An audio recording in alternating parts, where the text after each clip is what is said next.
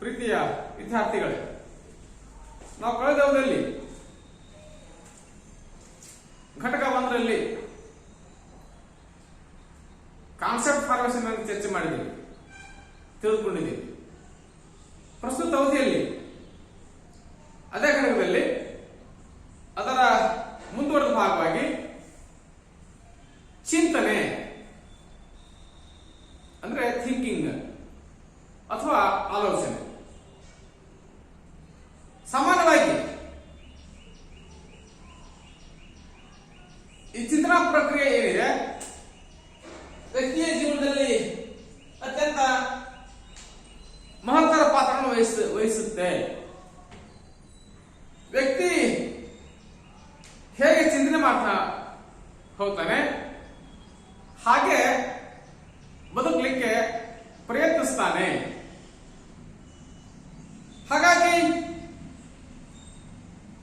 ಚಿಂತನಾ ಪ್ರಕ್ರಿಯೆ ಏನಿದೆ ವ್ಯಕ್ತಿಯ ಮಾನಸಿಕ ಕ್ರಿಯೆ ಆಗಲಿಕ್ಕೆ ಸಾಧ್ಯ ಆಗಿರುತ್ತದೆ.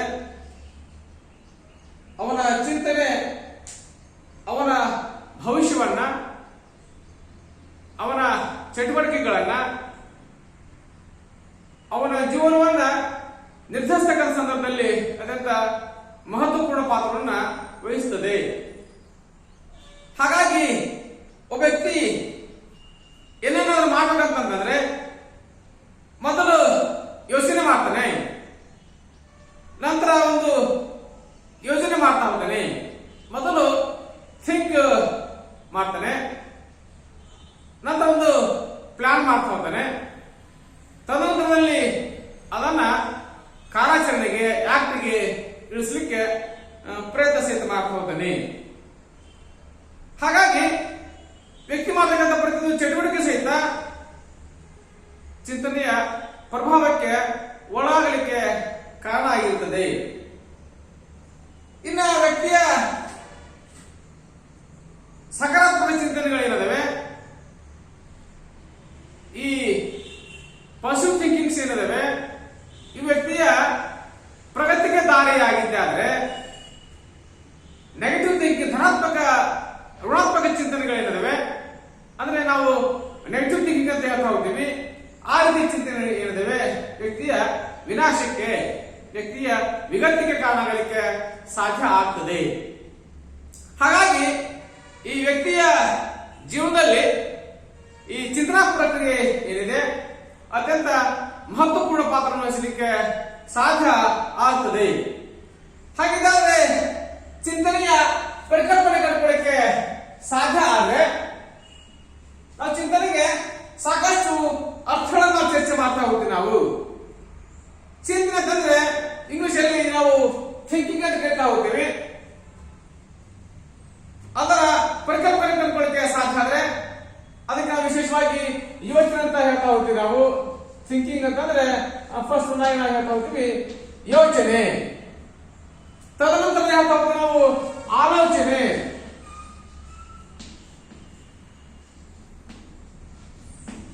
ವಿಚಾರಿಸುವುದು ಅಂತ ನಾವು ಪದವನ್ನು ಸಿದ್ಧ ಕಂಡುಕೊಳ್ಳಿಕ್ಕೆ ಸಾಧ್ಯ ಆಗ್ತದೆ. ವಿಚಾರಿಸುವುದು ಅನ್ನೋ ಪದವನ್ನು ನಾವು ಬಳಕೆ ಮಾತಿನ ಸಂದರ್ಭ ಕಂಡುಕೊಳ್ಳಿಕ್ಕೆ ಸಾಧ್ಯ ಸಹಿತ ಆಗ್ತಾ ಹೋಗುತ್ತದೆ. ಈ ಎಲ್ಲ ಪದಗಳನ್ನ ನಾವು ಚಿಂತನೆಯ ಪರಿಕಲ್ಪನೆಯಲ್ಲಿ ಅಧ್ಯಯನ ಮಾಡಲಿಕ್ಕೆ ಸಾಧ್ಯ ಆಗ್ತದೆ. ವಿಶೇಷವಾಗಿ ನಾವು ಚರ್ಚೆ ಮಾಡ್ತಾ ಹೋದ್ರೆ ವ್ಯಾಖ್ಯೆಗಳನ್ನ ನಾವು ಕಂಡುಕೊಳ್ಳಿಕ್ಕೆ ಸಾಧ್ಯ ಆದ್ರೆ ಸಾಮಾನ್ಯ ಪರಿಭಾಷೆಯಲ್ಲಿ ನಾವು ಚಿಂತನೆ ಅಂತಂದ್ರೆ ವ್ಯಕ್ತಿ ವ್ಯವಸ್ಥಿತವಾಗಿ ತಾರ್ಕಿಕವಾಗಿ ಆಲೋಚನೆ ಮಾಡತಕ್ಕಂತಹ ಮಾನಸಿಕ ಕ್ರಿಯೆ. ವ್ಯಕ್ತಿ ವ್ಯವಸ್ಥಿತವಾಗಿ ಮತ್ತು ತಾರ್ಕಿಕವಾಗಿ ಅಂದ್ರೆ ವ್ಯಕ್ತಿ ಸಿಸ್ಟಮೆಟಿಕಲಿ ಮತ್ತು ಲಾಜಿಕಲಿ ಆಗಿ ಚಿಂತನೆ ಮಾಡತಕ್ಕಂಥ ಒಂದು ಮಾನಸಿಕ ಕ್ರಿಯೆ, ಮೆಂಟಲ್ ವರ್ಕ್ ಅಂತ ಕಂಡುಕೊಳ್ಳಿಕ್ಕೆ ಸಾಧ್ಯ ಸಹಿತ ಆಗ್ತಾ ಹೋಗ್ತದೆ. ವ್ಯಕ್ತಿ ವ್ಯವಸ್ಥಿತವಾಗಿ ತಾರ್ಕಿಕವಾಗಿ ವಿಚಾರ ಮಾಡತಕ್ಕಂಥ, ಆಲೋಚಿಸತಕ್ಕಂತಹ ಮಾನಸಿಕ ಕ್ರಿಯೆ ಏನಿದೆ ಅದನ್ನ ವಿಶೇಷವಾಗಿ ಚಿಂತನೆ ಕಂಡುಕೊಳ್ಳಿಕ್ಕೆ ಸಾಧ್ಯ ಆಗ್ತಾ ಹೋಗ್ತದೆ. ಮನೋವಿಜ್ಞಾನಿ ರಾಸ್ ಪ್ರಕಾರ ಚಿಂತಕರೇ ಸಂಜ್ಞಾನಾತ್ಮಕ ವಿಷಯದ ಒಂದು ಬೌದ್ಧಿಕ ಪ್ರಕ್ರಿಯೆ ಏನಿದೆ ಅದನ್ನ ನಾವು ವಿಶೇಷವಾಗಿ ಚಿಂತನೆ ಕಟ್ಕೊಳ್ಳಕ್ಕೆ ಸಾಧ್ಯ ಆಗ್ತದೆ. This is a cognitive domain ಅಂತ ಹೇಳ್ತಾ ಹೋಗ್ತೀವಿ ನಾವು. ಸಂಜ್ಞಾನಾತ್ಮಕ ವಿಷಯದ ಒಂದು ಬೌದ್ಧಿಕ ಪ್ರಕ್ರಿಯೆ ಅಂದ್ರೆ ಜ್ಞಾನಾತ್ಮಕ ಪ್ರಕ್ರಿಯೆ ಮೂಲಕ ಬೌದ್ಧಿಕ ಚಟುವಟಿಕೆ ಮೂಲಕವಾಗಿ ಒಂದು ಪ್ರಕ್ರಿಯೆಯನ್ನು ನೀಡ್ತಾ ಹೋದರೆ ಅದನ್ನ ನಾವು ವಿಶೇಷವಾಗಿ ಚಿಂತನೆ ಕಟ್ಕೊಳ್ಳಿಕ್ಕೆ ಸಾಧ್ಯ ಸಹಿತ ಆಗ್ತಾ ಹೋಗುತ್ತದೆ. ಈಗ ಮತ್ತೊಬ್ಬ ಮನೋವಿಜ್ಞಾನಿ ಮೊಸಿನ್ ಪ್ರಕಾರ ನಾವು ಕಲ್ಕೊಳ್ಳಿಕ್ಕೆ ಸಾಧ್ಯ ಆದ್ರೆ ಸಮಸ್ಯೆ ಪರಿಹಾರದ ವರ್ತನೆಯನ್ನು ಒಳಗೊಂಡಿರುವುದೇ ಚಿಂತನೆ. ಅಂದ್ರೆ ವ್ಯಕ್ತಿಗೆ ಆಗಿರ್ತಕ್ಕಂಥನು ತನಗೆ ಎದುರಾದಂತಹ ಸಮಸ್ಯೆಗಳನ್ನ ಪರಿಹರಿಸಿಕೊಳ್ಳಲಿಕ್ಕೆ ಮಾಡತಕ್ಕಂಥ ಉನ್ನತ ಮಾನಸಿಕ ಕ್ರಿಯೆ. ವ್ಯಕ್ತಿಯಾಗಿರ್ತಕ್ಕಂಥವನು ತನಗೆ ಒದಗಿರ್ತಕ್ಕಂತಹ ಸಮಸ್ಯೆಗಳ ಪರಿಹಾರಕ್ಕಾಗಿ ಚಿಂತಿಸ್ತಕ್ಕಂಥ ವ್ಯಕ್ತಿಯ ಉನ್ನತ ಮಾನಸಿಕ ಕ್ರಿಯೆ ಏನಿದೆ ಅದನ್ನ ನಾವು ವಿಶೇಷವಾಗಿ ಚಿಂತನೆ ಕಲ್ಕೊಳ್ಳಿಕ್ಕೆ ಸಾಧ್ಯ ಆಗ್ತದೆ. ಹಾಗಾಗಿ ಮೊಸಿನ್ ಹೇಳ್ತಾ ಹೋದರೆ ಸಮಸ್ಯೆ ಪರಿಹಾರದ ವರ್ತನೆಯನ್ನು ಒಳಗೊಂಡಿರತಕ್ಕಂಥ ಪ್ರಕ್ರಿಯೆ ಏನಿದೆ ಅದನ್ನ ನಾವು ವಿಶೇಷವಾಗಿ ಚಿಂತನೆ ಕಲ್ಕೊಳ್ಳಿಕ್ಕೆ ಸಾಧ್ಯ ಸಹಿತ ಆಗ್ತಾ ಹೋಗ್ತದೆ.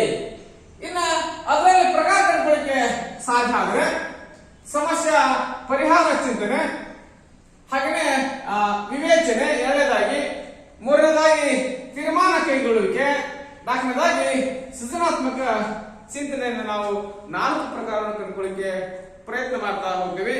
ಅದರಲ್ಲಿ ಫಸ್ಟ್ ಆಗಿ ಸಮಸ್ಯೆ ಪರಿಹಾರ ಚಿಂತನೆ, ಪ್ರಾಬ್ಲಮ್ ಸಾಲ್ವಿಂಗ್ ಥಿಂಕಿಂಗ್ ಅಂತ ಕಂಡುಕೊಳ್ಳಿಕ್ಕೆ ಸಾಧ್ಯ ಸಹಿತ ಆಗ್ತಾ ಹೋಗ್ತದೆ.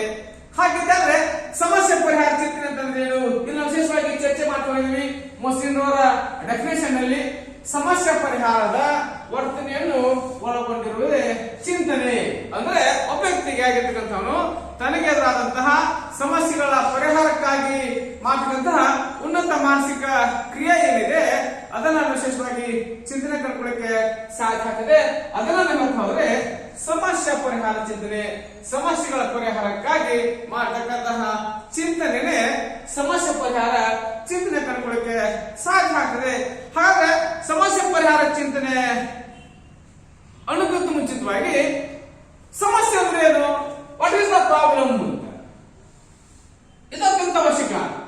ಸಮಸ್ಯೆ ಪರಿಹಾರ ಚಿಂತನೆ ಅಂತ ನಂತರದ ವಿಚಾರ, ನಂತರ ಹೇಳ್ತಕ್ಕಂಥ ಮಾನಸಿಕ ಪ್ರಕ್ರಿಯೆ. ಅದಕ್ಕಿಂತ ಮುಂಚಿತವಾಗಿ ಸಮಸ್ಯೆ ವಾಟ್ ಈಸ್ ದ ಪ್ರಾಬ್ಲಮ್, ಸಮಸ್ಯೆ ಅಂದ್ರೆ ಏನು ಅಂತ ನಾವು ಕಂಡುಕೊಳ್ಳಿಕ್ಕೆ ಸಾಧ್ಯ ಆದ್ರೆ ವ್ಯಕ್ತಿಯು ಗುರಿ ತಲುಪುವ ಮಾರ್ಗದಲ್ಲಿ ಎದುರಾಗುವ ಅಡ್ಡಿ ಆತಂಕಗಳು ಮತ್ತು ತೊಂದರೆಗಳೇನಾದ್ರೆ ಅವು ಅದೇ ಸಮಸ್ಯೆ. ಒಬ್ಬ ವ್ಯಕ್ತಿ ತಾನು ಗುರಿ ತಲುಪುವ ಮಾರ್ಗದಲ್ಲಿ ಅವನಿಗೆ ಎದುರಾಗತಕ್ಕಂತಹ ಅಡ್ಡಿ ಮತ್ತು ಆತಂಕ ಮತ್ತು ತೊಂದರೆಗಳೇನಿದಾವೆ ಅವುಗಳನ್ನ ನಾವು ವಿಶೇಷವಾಗಿ ಸಮಸ್ಯೆ ಕಂಡುಕೊಳ್ಳಕ್ಕೆ ಸಾಧ್ಯ ಆಗ್ತದೆ. ಹಾಗಾಗಿ ವ್ಯಕ್ತಿಯಾಗಿರ್ತಕ್ಕಂಥನು ತನ್ನ ಸಮಸ್ಯೆಗಳನ್ನ ಅಂದ್ರೆ ತನಗೆ ಎದುರಾಗತಕ್ಕಂಥ ಅಡ್ಡಿ ಆತಂಕ ತೊಂದರೆಗಳನ್ನ ನಿವಾರಿಸಿಕೊಂಡು ಮುಂದುವರಲಿಕ್ಕೆ ಪ್ರಯತ್ನ ಮಾಡಿದ್ರೆ ಮಾತ್ರ ಅವನು ವಿಶೇಷವಾಗಿ ಗುರಿ ತಲುಪಲಿಕ್ಕೆ ಸಾಧ್ಯ ಆಗ್ತದೆ ಮತ್ತು ಅವನು ಯಶಸ್ವಿಯಾಗಲಿಕ್ಕೆ ಪ್ರಯತ್ನ ಮಾಡ್ತಾ ಹೋಗ್ತಾನೆ. ಒಂದ್ ವೇಳೆ ಆ ಅಡ್ಡಿ ಆತಂಕಗಳನ್ನ ಸಮಸ್ಯೆಗಳನ್ನ ತೊಂದರೆಗಳನ್ನ ಅವನ ಕಡೆಯಿಂದ ನಿವಾರಿಸಲಿಕ್ಕೆ ಆಗದೆ ಹೋದ್ರೆ ಅವನು ಗುರಿ ತಲುಪಲಿಕ್ಕೆ ಯಶಸ್ವಿಯಾಗುವುದಿಲ್ಲ.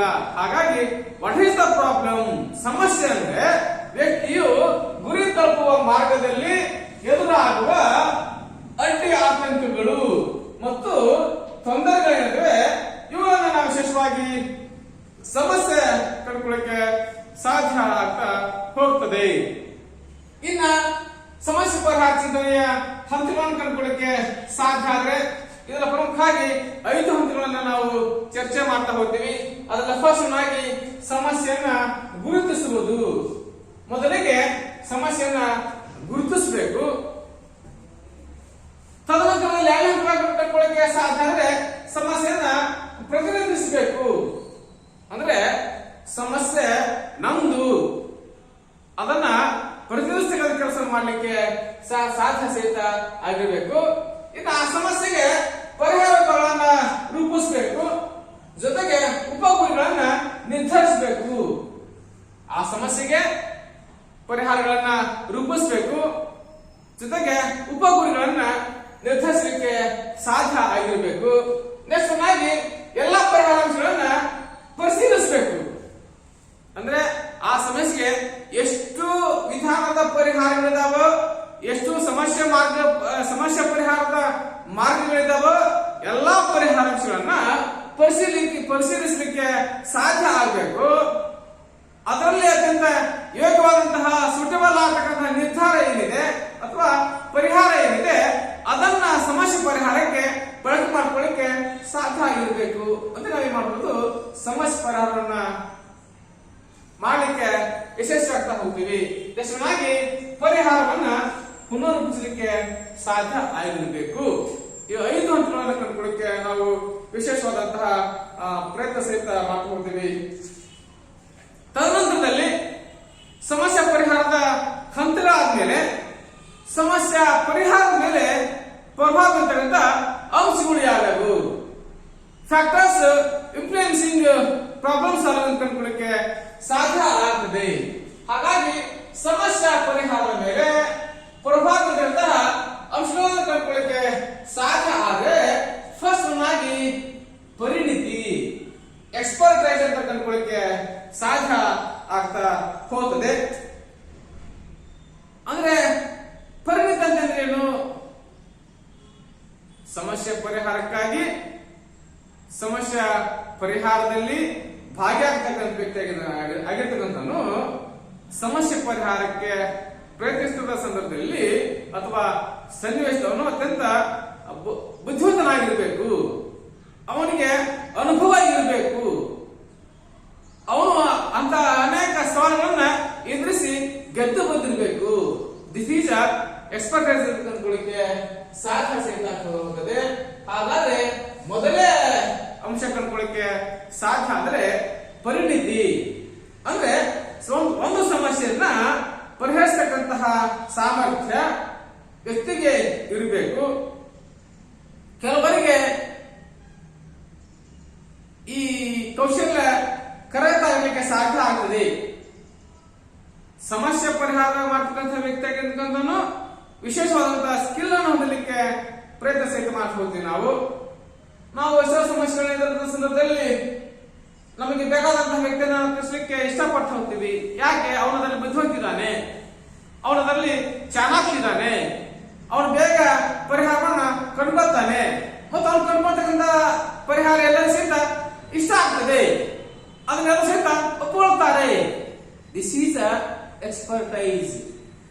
ಇದನ್ನೇ ನಾವಿರ್ತೀವಿ ಪರಿಣಿತಿ ಕಂಡುಕೊಳ್ಳಿಕ್ಕೆ ಸಾಧ್ಯ ಸಹಿತ ಆಗ್ತಾ ಹೋಗ್ತದೆ.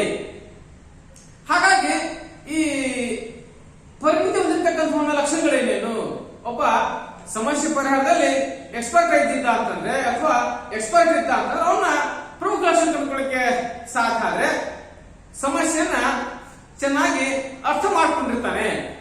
ಅವನಿಗೆ ಮಾತ್ರನೇ ಒಂದು ಸಮಸ್ಯೆಯನ್ನ ಚೆನ್ನಾಗಿ ಅರ್ಥ ಮಾಡ್ಕೊಳ್ಳಿಕ್ಕೆ ಪ್ರಯತ್ನ ಸಹಿತ ಮಾಡ್ಕೊಂಡಿರ್ತಾನೆ. ಸಮಸ್ಯೆಯ ಎಲ್ಲ ಅಂಶಗಳು ಅವನಿಗೆ ನೆನಪಿರ್ತವೆ. ಅಂದ್ರೆ ಸ್ಟಾರ್ಟಿಂಗ್ ಟು ಎಂಡಿಂಗ್ ಸಹಿತ ಆ ಸಮಸ್ಯೆ ಪ್ರಾರಂಭ ಎಲ್ಲಿಂದ ಆಯ್ತು, ಯಾರಿಂದ ಆಯ್ತು, ಯಾಕಾಯ್ತು, ಹೆಂಗ ಆಯ್ತು, ಜೊತೆಗೆ ಅದಕ್ಕೆ ಪರಿಹಾರ ಉಪಾಯಗಳೇನು ಅಲ್ವೇ. ಅಂದ್ರೆ ಸಮಸ್ಯೆ ಪ್ರಾರಂಭ ಎಲ್ಲಿಂದ ಆಯ್ತು, ಯಾಕಾಯ್ತು, ಯಾರಿಂದ ಆಯ್ತು, ಹೇಗೆ ಸಮಸ್ಯೆ ಉಂಟಾಯ್ತು, ಇದಕ್ಕೆ ಪರಿಹಾರ ಕಂಡುಕೊಳ್ಳಬಹುದು ಅನ್ನತಕ್ಕಂತಹ ಎಲ್ಲ ಅಂಶಗಳನ್ನ ಅವನು ನೆನಪಲ್ಲಿಟ್ಟುಕೊಳ್ಳಿಕ್ಕೆ ಮಾಡ್ತಾ ಹೋಗ್ತಾನೆ, ಪ್ರಯತ್ನ ಸಹಿತ ಮಾಡ್ತಾ ಹೋಗಿರ್ತಾನೆ. ಜೊತೆಗೆ ಸಮಸ್ಯೆ ಪರಿಹಾರದ ಪೂರ್ಣ ಮಾನಸಿಕ ಚಿತ್ರ ಅವನಿಗೆ ತಿಳಿದಿರ್ತದೆ. ಅಂದ್ರೆ ಅದರಲ್ಲಿ ಅವನು ಭಾಗಿಯಾಗಿರೋದ್ರಿಂದ, ಅದರಲ್ಲಿ ಅವನು ಇನ್ವಾಲ್ವ್ಮೆಂಟ್ ಆಗಿರೋದ್ರಿಂದ ಆ ಸಮಸ್ಯೆ ಪರಿಹಾರ ಸಂಪೂರ್ಣ ಚಿತ್ರಣ ಅವನ ಮಧ್ಯೆ ಕಣ್ಮುಂದೆ ಕಟ್ಟದಂಗೆ ಇರ್ಲಿಕ್ಕೆ ಸಾಧ್ಯ ಸಹಿತ ಆಗ್ತದೆ. ಹಾಗಾಗಿ ಆ ಸಮಸ್ಯೆ ಪರಿಹಾರಕ್ಕೆ ಪರಿಣಾಮಕಾರಿ ವಿಧಾನವನ್ನು ಅವನು ಅನುಸರಿಸ್ತಾ ಹೋಗ್ತಾನೆ. ಆ ಸಮಸ್ಯೆ ಪರಿಹಾರಕ್ಕಾಗಿ ಒಂದು ಇಫೆಕ್ಟಿವ್ ಏನು ತಂತ್ರ ಏನಿದೆ, ಅಂದ್ರೆ ಇಫೆಕ್ಟಿವ್ ತಂತ್ರವನ್ನ ಮಾಡ್ತಾ ಅವನು ಅನುಸರಿಸಲಿಕ್ಕೆ ಯಶಸ್ವಿ ಆಗ್ತಾ ಹೋಗ್ತಾನೆ. ನಾವು ವಿಶೇಷವಾಗಿ ಚರ್ಚೆ ಸಹಿತ ಮಾಡ್ತಾ ಹೋಗ್ತೀವಿ. ಎಲ್ಲ ಅಂಶಗಳು ಮಿಶ್ರಣ ಆಗಿ ಅಥವಾ ಸಮ್ಮಿಳಿತ ಆಗಿ ಸಮಸ್ಯೆ ಪರಿಹಾರದ ಮೇಲೆ ಅವನು ಮಾಡ್ತಾ ಹೋಗ್ತಾನೆ ವಿಶೇಷವಾದಂತಹ ಗಮನವನ್ನ ಆದ್ಯತೆ ಕೊಡ್ಲಿಕ್ಕೆ ಸಾಧ್ಯ ಆಗ್ತಾ ಹೋಗುತ್ತದೆ. ಹಾಗಾಗಿ ಪರಿಣಿತಿ ಅತ್ಯಂತ ಅವಶ್ಯಕ. ನೆಕ್ಸ್ಟ್ನಾಗಿ ಮನಸ್ಥಿತಿ ಅಂತ ಹೇಳ್ತಾ ಹೋಗ್ತೀವಿ. ಮೆಂಟಲ್ ಸೆಟ್ ಅಂತ ಫಸ್ಟ್ ಆಗಿ ಎಕ್ಸ್ಪರ್ಟೈಸ್, ನೆಕ್ಸ್ಟ್ ಆಗಿ ಮೆಂಟಲ್ ಸೆಟ್ ಅನ್ನು ಕಂಡುಕೊಳ್ಳಿಕ್ಕೆ ಸಾಧ್ಯ ಸಹಿತ ಆಗ್ತಾ ಹೋಗ್ತದೆ. ಮೆಂಟಲ್ ಸೆಟ್ ಅಂತಂದ್ರೆ ಏನು ವಿಶೇಷವಾಗಿ ನಾವು ಚರ್ಚೆ ಸಹಿತ ಮಾಡ್ತಾ ಹೋದ್ರೆ ಈ ಎಕ್ಸ್ಪರ್ಟ್ ಆಗಿರ್ತಕ್ಕಂಥವನು ಹಲವಾರು ಸಮಸ್ಯೆಗಳ ಪರಿಹಾರದಲ್ಲಿ ಅವನು ಭಾಗಿಯಾಗಿರ್ತಾನೆ. ಹಾಗಾಗಿ ಈ ಹಲವಾರು ಸಮಸ್ಯೆಗಳನ್ನು ಪರಿಹಾರ ಮಾಡುವ ಮೂಲಕವಾಗಿ ಹಲವಾರು ವಿಧಾನಗಳನ್ನ ಹಲವಾರು ತಂತ್ರಗಳನ್ನ ಅವನು ಕಲಿತುಕೊಂಡಿರ್ತಾನೆ ಅಥವಾ ಪ್ರಯೋಗಕ್ಕೆ ಒಳಪಡಿಸಿರ್ತಾನೆ. ಹಾಗಾಗಿ ಹಿಂದೆ ತಾನು ಮಾಡುವ ಸಮಸ್ಯೆ ಪರಿಹಾರಕ್ಕಾಗಿ ಯಾವ ತಂತ್ರವನ್ನು ಬಳಕೆ ಮಾಡಿದ್ನೋ ಇಲ್ಲೂ ಸಹಿತ ಅದೇ ರೀತಿಯ ತಂತ್ರವನ್ನು ಬಳಕೆ ಮಾಡಿಕೊಂಡು ನಿರ್ದಿಷ್ಟವಾದಂತಹ ಸಮಸ್ಯೆ ಪರಿಹಾರಕ್ಕೆ ಅವನು ಯಶಸ್ವಿ ಆಗ್ತಾನೆ. ದಿಸ್ ಈಸ್ ಮೆಂಟಲ್ ಸೆಟ್ ಕಂಡುಕೊಳ್ಳಿಕ್ಕೆ ಸಾಧ್ಯ ಸಹಿತ ಆಗ್ತಾ ಹೋಗುತ್ತದೆ. ಹಾಗಾಗಿ ಹಳೆಯ ಸಮಸ್ಯೆ ಪರಿಹಾರದ ವಿಧಾನವನ್ನು ಅನುಸರಿಸಿ ಅದೇ ರೀತಿಯ ಮತ್ತೊಂದು ಸಮಸ್ಯೆಯನ್ನು ಪರಿಹರಿಸುವ ವಿಧಾನ ಏನಿದೆ ಅದನ್ನ ನಾವು ಮನಸ್ಥಿತಿ ಅಂದ್ರೆ ಹಳೆಯ ಸಮಸ್ಯೆ ಪರಿಹಾರದ ವಿಧಾನವನ್ನು ಅನುಸರಿಸಿ ಅದೇ ರೀತಿಯ ಮತ್ತೊಂದು ಸಮಸ್ಯೆಯನ್ನ ಪರಿಹರಿಸತಕ್ಕಂತಹ ವಿಧಾನ ಏನಿದೆ ಅದನ್ನ ವಿಶೇಷವಾಗಿ ಮನಸ್ಥಿತಿ ಕಂಡುಕೊಳ್ಳಕ್ಕೆ ಸಾಧ್ಯ ಆಗ್ತದೆ. ಈ ಮನಸ್ಥಿತಿ ಏನಿದೆ ನಮ್ಮ ಸಮಸ್ಯೆ ಪರಿಹಾರದ ಕೆಲಸವನ್ನು ಅತ್ಯಂತ ಸರಳಗೊಳಿಸಲಿಕ್ಕೆ ಸಾಧ್ಯ ಆಗ್ತದೆ. ಇನ್ನು ನಾವು ವಿಶೇಷವಾಗಿ ಹೇಳ್ತಾ ಇದ್ದೀವಿ ಅಂತರ್ದೃಷ್ಟಿ, ಗೆಸ್ಟಾಲ್ಟ್ ಅಂತ ಹೇಳ್ತಾ ಹೋಗ್ತೀವಿ ನಾವು. ಅಂತರ್ದೃಷ್ಟಿ ಅಂತಂದ್ರೆ ಏನು? ಒಬ್ಬ ವ್ಯಕ್ತಿ ಆಗಿರ್ತಕ್ಕಂಥವನು ಸಮಸ್ಯೆ ಪರಿಹಾರಕ್ಕೆ ಯತ್ನಿಸಕ್ಕಿಂತ ಮುಂಚಿತವಾಗಿ ಆ ಸಮಸ್ಯೆಯ ಒಳಹೊಕ್ಕು ನೋಡಬೇಕು. ಸಮಸ್ಯೆಯ ಆಳ ಎಷ್ಟು, ಅದರ ಅಗಲ ಎಷ್ಟಿದೆ, ಅದರ ವಿಶಾಲತೆ ಎಷ್ಟು ವ್ಯಾಪಿಸಿಕೊಳ್ಳಿಕ್ಕೆ ಸಾಧ್ಯ ಆಗ್ತದೆ, ಇದಕ್ಕೆ ಯಾವ ನಿರ್ಧಾರ ಸೂಕ್ತ ಅನಿಸ್ತದೆ. ಒಂದು ಸಮಸ್ಯೆಯ ಆಳ, ಆ ಸಮಸ್ಯೆಯ ಅಗಲ, ಆ ಸಮಸ್ಯೆಯ ವಿಶಾಲತೆ ಜೊತೆಗೆ ಆ ಸಮಸ್ಯೆಯ ಪರಿಹಾರ ಆಗ್ತಕ್ಕಂತಹ ಪರಿಣಾಮಗಳೇನೇನು ಅಂತಕ್ಕಂತಹ ಅಂತರ್ದೃಷ್ಟಿ ಏನಿದೆ ಅದನ್ನು ವಿಶೇಷವಾಗಿ ಅವನು ಅನುಸರಿಸಲಿಕ್ಕೆ ಸಾಧ್ಯ ಸಹಿತ ಆಗಿರಬೇಕು. ಅಂದ್ರೆ ಸಮಗ್ರತೆಯನ್ನ ಗೆಸ್ಟಾಲ್ಟ್ ಅಂದ್ರೆ ನಾವು ಮೂಲಾಧಾರ ಅಥವಾ ಗೆಸ್ಟಾಲ್ಟ್ ಕಂಡುಕೊಳ್ಳಿಕ್ಕೆ ಸಾಧ್ಯತೆ ಇದೆ. ಸಮಗ್ರ ಚಿತ್ರವನ್ನ ಅವನು ಕಂಡುಕೊಳ್ಳಿಕ್ಕೆ ಸಾಧ್ಯ ಸಹಿತ ಆಗಿರಬೇಕು. ಇದೊಂದು ವಿಧಾನವನ್ನು ಕಂಡುಕೊಳ್ಳಕ್ಕೆ ನಾವು ವಿಶೇಷವಾದಂತಹ ಪ್ರಯತ್ನ ಸಹಿತ ಮಾಡ್ಕೊಳ್ತೀವಿ. ಒಂದು ಸಮಸ್ಯೆಯನ್ನ ಆಳವಾಗಿ ಮತ್ತು ದೀರ್ಘವಾಗಿ ಮತ್ತು ಸಮಗ್ರವಾಗಿ ಪರಿಶೀಲಿಸಿದ ಸಂದರ್ಭದಲ್ಲಿ ಒಂದು ವಿಶೇಷವಾದಂತಹ ತಂತ್ರ ಅಥವಾ ಪರಿಹಾರ ಹೊಳಲಿಕ್ಕೆ ಸಾಧ್ಯ ಸಹಿತ ಆಗ್ತಾ ಹೋಗ್ತದೆ. ಇದನ್ನ ವಿಶೇಷವಾಗಿ ಗೆಸ್ಟಾಲ್ಟ್ ಮನೋವಿಜ್ಞಾನಿಗಳನ್ನ ಸಹಿತ ಬಳಕೆ ಮಾಡ್ತಾ ಹೋಗ್ತಾರೆ. ಅದನ್ನ ವಿಶೇಷವಾಗಿ ನೋಡ್ತೀವಿ ಅಂತರ್ದೃಷ್ಟಿ, ಇನ್ಸೈಟ್ ಅಥವಾ ಗೆಸ್ಟಾಲ್ಟ್ ಲರ್ನಿಂಗ್ ನಾವು ಅದನ್ನ ವಿಶೇಷವಾಗಿ ಅಧ್ಯಯನ ಮಾಡ್ತಾ ಹೋಗ್ತೀವಿ. ಇನ್ನು ನೆಕ್ಸ್ಟ್ವಾಗಿ ಸುಪ್ತತೆ. ಸುಪ್ತತೆ ಅಂತಂದ್ರೆ ನಾವು ವಿಶೇಷವಾಗಿ ಚರ್ಚೆ ಮಾಡ್ತಾ ಹೋದಂತೆ ದೀರ್ಘ ಪರಿಶ್ರಮದ ನಂತರ ಸಮಸ್ಯೆಗೆ ಪರಿಹಾರ ಇಲ್ಲ ಅಂದ್ಕೊಂಡ ಮೇಲೆ ಇನ್ನೇನು ಈ ಸಮಸ್ಯೆಗೆ ಪರಿಹಾರ ಸಿಗಲಿಕ್ಕೆ ಸಾಧ್ಯ ಇಲ್ಲ ಅಂತ ಸಂದರ್ಭದಲ್ಲಿ ಇದಕ್ಕಿದ್ದಂತೆ ಒಂದು ನಮಗೆ ವಿಚಾರ ಬೆಳೀತದೆ. ಆ ವಿಚಾರವನ್ನ ಅದಕ್ಕೆ ಅನ್ವಯ ಮಾಡಿಕೊಂಡ ಸಂದರ್ಭದಲ್ಲಿ ಅಥವಾ ಅತಂತ್ರವಾದಕ್ಕೆ ಅನ್ವಯ ಮಾಡಿಕೊಂಡ ಸಂದರ್ಭದಲ್ಲಿ ಅದನ್ನು ಅಪ್ಲೈ ಮಾಡಿದ ಸಂದರ್ಭದಲ್ಲಿ ಆ ಸಮಸ್ಯೆಗಳಿಗೆ ಪರಿಹಾರ ಸಿಗಲಿಕ್ಕೆ ಸಾಧ್ಯ ಆಗ್ತದೆ. ಇದನ್ನ ವಿಶೇಷವಾಗಿ ಹೇಳ್ತಾ ಇದ್ದೀವಿ ಸುಪ್ತತೆ ಕಂಡುಕೊಳ್ಳಕ್ಕೆ ವಿಶೇಷವಾದಂತಹ ಪ್ರಯತ್ನ ಮಾಡ್ತಾ ಹೋಗ್ತೀವಿ. ತದನಂತರ ಕಾರ್ಯಸ್ಥಿರತೆ ಅಂದ್ರೆ ಸಮಸ್ಯೆ ಪರಿಹಾರಕ್ಕೆ ಕಾರ್ಯಸ್ಥಿರತೆ ತಡೆ ಒಡ್ಡಬಹುದು. ಕಾರ್ಯಸ್ಥಿರತೆ ಅಂದ್ರೆ ಒಂದು ವಸ್ತುವಿನ ಹೆಸರು ಅಥವಾ ಆ ಪರಿಸ್ಥಿತಿ ಕಾರ್ಯವನ್ನು ಕುರಿತು ಚಿಂತಿಸುವುದು. ಅಂದ್ರೆ ಒಂದು ರೀತಿಯಲ್ಲಿ ನಮ್ಮ ಮನಸ್ಸಿಗೆ ಹೋಲಿಕೆ ಸಾಧ್ಯ ಆಗ್ತದೆ. ಈ ಮಾನಸಿಕ ಸ್ಥಿರತೆಯಿಂದಾಗಿ ಒಂದು ಸಮಸ್ಯೆಗೆ ವಿನೂತನ ರೀತಿಯಲ್ಲಿ ಪರಿಹಾರ ಕಂಡುಕೊಳ್ತಕ್ಕಂತಹ ಸಂದರ್ಭದಲ್ಲಿ ನಮಗೆ ಕಷ್ಟ ಆಗ್ತದೆ. ಹಾಗಾಗಿ ವಿಶೇಷವಾಗಿ ಹೇಳ್ತೀವಿ ನಿರಂತರ ಕ್ರಿಯಾಶೀಲತೆ ಮೂಲಕವಾಗಿ ಕಾರ್ಯಸ್ಥಿರತೆ ಮೂಲಕವಾಗಿ ನಾವು ವಿಶೇಷವಾಗಿ ಪ್ರಯತ್ನ ಸಹಿತ ನಾವು ಮಾಡ್ತಾ ಹೋಗಬಹುದು. ನೆಕ್ಸ್ಟ್ ಕಂಡುಕೊಳ್ಳಿಕ್ಕೆ ಸಾಧ್ಯ ಆದ್ರೆ ವಿವೇಚನೆ ಅಥವಾ ತಾರ್ಕಿಕ ಚಿಂತನೆ. ನಾವಿಲ್ಲಿ ಚರ್ಚೆ ಮಾಡ್ತಾ ಹೋಗ್ತೀವಿ.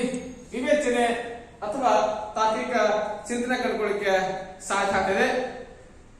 ವಿವೇಚನೆ ಅಂತಂದ್ರೆ ಸೂಕ್ತ ನಿರ್ಧಾರಗಳನ್ನು ಕೈಗೊಳ್ಳುವುದಕ್ಕಾಗಿ ಮಾಹಿತಿಯನ್ನ ಸೂಕ್ತವಾಗಿ ಮಾರ್ಪಡಿಸತಕ್ಕಂತ ಬೌದ್ಧಿಕ ಚಟುವಟಿಕೆ ಏನಿದೆ ಅದನ್ನ ವಿಶೇಷವಾಗಿ ವಿವೇಚನೆ ಕಂಡುಕೊಳ್ಳಿಕ್ಕೆ ಸಾಧ್ಯತೆ. ಇದರಲ್ಲಿ ಎರಡು ಪ್ರಕಾರಗಳಿದ್ದಾವೆ. ಒಂದು ದೈನಂದಿನ, ಮತ್ತೊಂದು ಔಪಚಾರಿಕ ವಿವೇಚನೆ. ಔಪಚಾರಿಕ ವಿವೇಚನೆಯಲ್ಲಿ ಮತ್ತೆ 3 ಪ್ರಕಾರ ಕಂಡುಕೊಳ್ಳಿಕ್ಕೆ ಸಾಧ್ಯ ಆಗುತ್ತೆ. ಅದನ್ನು ವಿಶೇಷವಾಗಿ ಅನುಗಮನ ವಿವೇಚನೆ, ನಿಗಮನ ಮತ್ತು ಹೋಲಿಕೆ ವಿಧಾನ. ದೈನಿಕ ವಿವೇಚನೆ ಕಂಡುಕೊಳ್ಳಿಕ್ಕೆ ಸಾಧ್ಯ ಆದ್ರೆ ಅದ ಹೆಸರು ಸ್ಪಷ್ಟವಾಗಿ ಹೇಳ್ತಾ ಹೋಗುತ್ತೆ. ನಮಗೆ ಒಬ್ಬ ವ್ಯಕ್ತಿ ತನ್ನ ದಿನನಿತ್ಯದ ಚಟುವಟಿಕೆಗಳಲ್ಲಿರತಕ್ಕಂತಹ ಇರತಕ್ಕಂತಹ ಸಮಸ್ಯೆಗಳನ್ನ ಪರಿಹಾರ ಮಾಡತಕ್ಕಂಥ ಪ್ರಕ್ರಿಯೆ ಏನಿದೆ ಅದನ್ನ ವಿಶೇಷವಾಗಿ ನಾವು ದೈನಂದಿನ ವಿವೇಚನೆ ಕಂಡುಕೊಳ್ಳಿಕ್ಕೆ ಸಾಧ್ಯ. ಎವ್ರಿಡೇ ರೀಸನಿಂಗ್ ಅಂತ ಹೇಳ್ತಾ ಹೋಗ್ತೀವಿ. ವ್ಯಕ್ತಿಯಾಗಿರ್ತಕ್ಕಂಥವನು ತನ್ನ ನಿತ್ಯ ಜೀವನದಲ್ಲಿ ಹಲವಾರು ರೀತಿಯ ಸಮಸ್ಯೆಗಳನ್ನ ಎದುರಿಸ್ತಾ ಹೋಗ್ತಾನೆ. ಅವುಗಳ ಪರಿಹಾರಕ್ಕೆ ಮಾಡತಕ್ಕಂತಹ ಚಿಂತನಾ ವಿಧಾನ ಏನಿದೆ ಅಥವಾ ಚಿಂತನಾ ಪ್ರಕ್ರಿಯೆ ಏನಿದೆ ಅದನ್ನ ನಾವು ವಿಶೇಷವಾಗಿ ನಂಬುವಂತಹ ದೈನಂದಿನ ವಿವೇಚನೆ ಕಂಡುಕೊಳ್ಳಿಕ್ಕೆ ಸಾಧ್ಯ ಆಗ್ತಾ ಹೋಗುತ್ತದೆ. ಇನ್ನು ಔಪಚಾರಿಕ ವಿವೇಚನೆ ಕಂಡುಕೊಳ್ಳಿಕ್ಕೆ ಸಾಧ್ಯ ಆದ್ರೆ ಸಮಸ್ಯೆ ಪರಿಹಾರಕ್ಕೆ ಅಗತ್ಯವಾದಂತಹ ಎಲ್ಲ ಮಾಹಿತಿಗಳನ್ನ ನೇರವಾಗಿ ಒದಗಿಸಿ ನೇರ ವಿಧಾನವನ್ನು ಅನುಸರಿಸುವ ಮೂಲಕ ಆ ಸಮಸ್ಯೆ ಪರಿಹಾರಕ್ಕೆ ಇಚ್ಛಿಸತಕ್ಕಂತಹ ವಿಧಾನ ಏನಿದೆ ಅದನ್ನ ವಿಶೇಷವಾಗಿ ಔಪಚಾರಿಕ ವಿಧಾನವನ್ನು ಕಂಡುಕೊಳ್ಳಿಕ್ಕೆ ಸಾಧ್ಯ ಆಗ್ತಾ ಹೋಗಿದೆ. ಔಪಚಾರಿಕ ವಿವೇಚನೆಯಲ್ಲಿ ಒಂದು ಸಮಸ್ಯೆಗೆ ಒಂದೇ ಉತ್ತರ ನೀಡಲಿಕ್ಕೆ ಸಾಧ್ಯ ಆಗ್ತದೆ. ಹಾಗಾಗಿ ಈ ಔಪಚಾರಿಕ ವಿವೇಚನೆಯಲ್ಲಿ ನಮಗೆ ಸಮಸ್ಯೆ ಪರಿಹಾರ ಅತ್ಯಂತ ಸರಳವಾಗಿ ನಾವು ಸಮಸ್ಯೆ ಪರಿಹಾರವನ್ನು ಮಾಡಬಹುದು ಅನ್ನೋದನ್ನು ವಿಶೇಷವಾಗಿ ನಾವು ಚರ್ಚೆ ಸಹಿತ ಮಾಡ್ತಾ ಹೋಗ್ತೀವಿ. ಔಪಚಾರಿಕ ವಿವೇಚನೆಯಲ್ಲಿ 3 ರೀತಿಯ ಪ್ರಕಾರ ಕಂಡುಕೊಳ್ಳಿಕ್ಕೆ ಸಾಧ್ಯ ಆಗ್ತದೆ. ನಾವು ಈಗಾಗಲೇ ಚರ್ಚೆ ಮಾಡ್ತಾ ಹೋದ್ವಿ. ಅನುಗಮನ ವಿವೇಚನೆ, ನಿಗಮನ ಮತ್ತು ಹೋಲಿಕೆ ವಿಧಾನ. ಇನ್ನು ನಾವು ವಿಶೇಷವಾಗಿ ಕಂಡುಕೊಳ್ಳಿಕ್ಕೆ ಸಾಧ್ಯ ಆದ್ರೆ ನೆಕ್ಸ್ಟ್ ಆಗಿ ತೀರ್ಮಾನ ಕೈಗೊಳ್ಳುವಿಕೆ. ಇದನ್ನ ಮುಂದಿನ ಚರ್ಚೆಯನ್ನು ಮಾಡ್ತಾ ಹೋಗೋಣ.